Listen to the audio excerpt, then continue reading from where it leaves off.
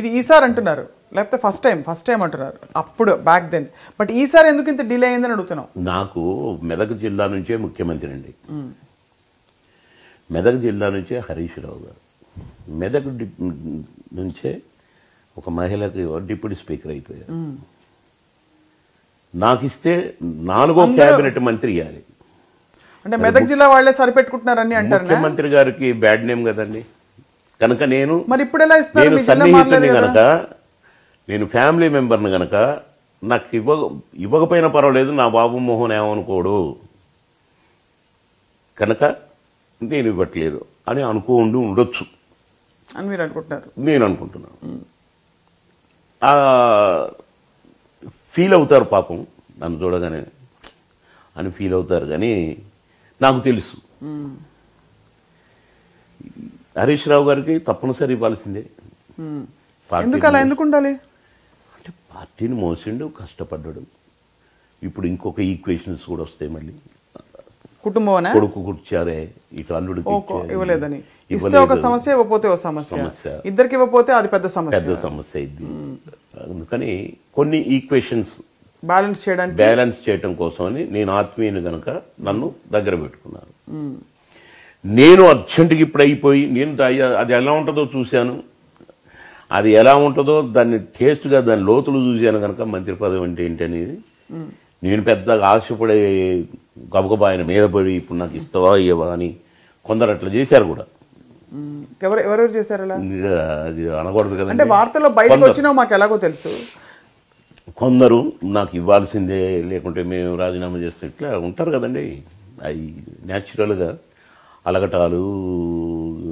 2 పేర్లు చెప్పండి సార్ మాకు. నేను నా బావ ముఖ్యమంత్రి కదండి, చెప్పకూడదు. కొందరు ఉంటారంటున్నాను, న్యాచురల్. కనుక నాకు నా సీఎం గారి ఆశీస్సులు మెండుగా ఉన్నాయి కాబట్టి, నన్ను అన్ని విధాలా చూసుకుంటారు కాబట్టి, నేను ఏది అడిగితే కాదనరు కాబట్టి, నేను ఏది అడిగితే అది కాదనుకుంటూ ఉండటమే నాకు ముఖ్యం.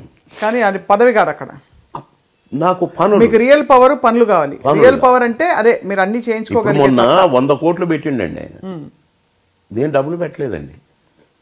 కార్యకర్తల ఖర్చులు వాళ్ళు కూడా తిరగాలి కదండి, తప్ప నేను కోట్లు పెట్టలేదండి. 100 కోట్లు పెట్టినా ఓడిపోయిందండి. నా పనులు గెలిపించినాయండి. బాబు మోహన్ వేసిన రోడ్డు ఇది. నిజంగా ఉంటుందా సార్ అది యాక్చువల్లీ? లేకపోతే హవాలో ఒక వేవ్ వచ్చింది కదా, వేవ్ వచ్చినప్పుడు అందరూ ఓడిపోయేవాళ్ళు. వేవులు కూడా పనిచేస్తాయి అనుకోండి, అది వచ్చిన లీడర్ను బట్టి. సీఎం అయ్యే వ్యక్తి వచ్చినప్పుడు మళ్ళీ ఈ పనులు ఇవి కొంచెం దెబ్బతింటాయండి.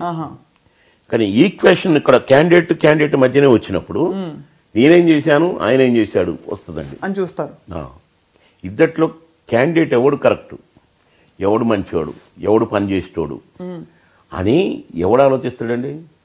చిన్నవాడు ఆలోచిస్తాడు. ఇందాక నేను చెప్పాను, చూశాడు 3 ఈక్వేషన్స్, అవును, 3 వర్గాల గురించి చెప్పాను కదా.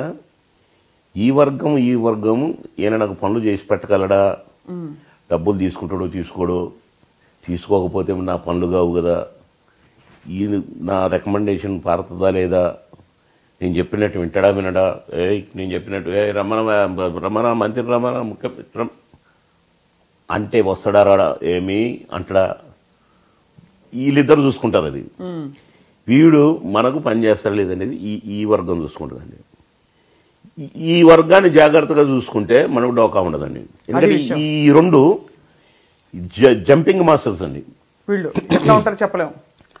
చెప్పినట్టు వింటేనేమో ఇక్కడ, ఇచ్చింది తీసుకొని పని చేస్తేనేమో ఇక్కడ. ఈ 2 క్యారెక్టర్లు వీళ్ళకి అందలేదనుకోండి, అంటే ఇటు అందినా ఇటు డేంజర్, ఇటు అందినా ఇటు డేంజర్. ఈ డబ్బులు తీసుకుంటాడు రావు, డబ్బులు తీసుకుంటేనే పని చేస్తాడు, నా మాట వినడు అని వీడు అనుకుంటాడు. సార్ అమ్మో రికమెండేషన్లు ఏమింటాడా, డబ్బులను కేర్ చేయడు అనుకోండి, వీడు దెబ్బ పడతాడు. కనుక ఈ రెండింటికి మనం బ్యాలెన్స్ చేసుకుంటూ, ఇది ముట్టుకోడు అది ముట్టుకోడురా, న్యూట్రల్ మనిషి అనుకుంటే ఈ వర్గం మనకు సాఫీగా అసలు చెక్కు జాగ్రత్త అండి ఇదే. అందుకనే ఇందిరాగాంధీ గారు గరీబీ హఠావా ఉంది. ఇప్పటికీ ఆ వర్గాలలో కాంగ్రెస్ ఓటు బ్యాంకు గదేనండి ఇప్పటికీ. ఎక్కడ ఇప్పుడు లేదు కదా, ఏ బ్యాంకు లేదు వాళ్ళకి. లేదంటే ఉంటుంది, ఉండి తీరుతుందండి. ఉండి కానీ బయటకు వస్తుంది మళ్ళీ. ఒకసారి దద్దమ్మ క్యాండిడేట్కైనా చూడండి మినిమం ఓట్లు పడతాయి. కాంగ్రెస్లోనా లేకపోతే కాంగ్రెస్లో?